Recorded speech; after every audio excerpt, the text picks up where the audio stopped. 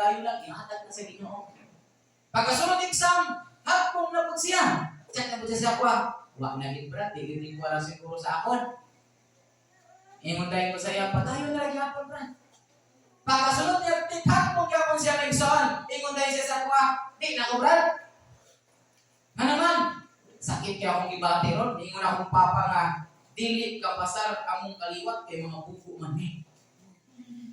Maigsoon na kain mo sa akong galingon, buko ko di mong papa. Siya naman. Pero wala na akong bitat sa iya, ha? Niingon ako sa akong galingon muna ba? Kuyo kayo po niyang papa, no? Kaya niingon na kapuhin ito, words ba nga, buko mong kaliwat kay di mo kapasar. Kinsa mo siya kaliwat? Pero maigsoon, niingon siya ako. Sige lang, Brad, padayon! Padayon lang, kaya nag-guard mo niya sa Cebu. Padayon lang, pero ang kung kita sa inyo. Huwag kakilala mo sugat, ay siguro may kumao na. Basta nagkakila, ay lang kami sa atong yato.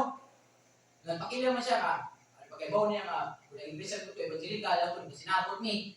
Naingon tayo siya nga, naingon ko nga, Brad, pag-file lang, pag-file. Ayaw lang pag-kuhan sa imong kuhan, ayaw lang pag-ibaw sa imong papa. Nag-file siya may exam siya.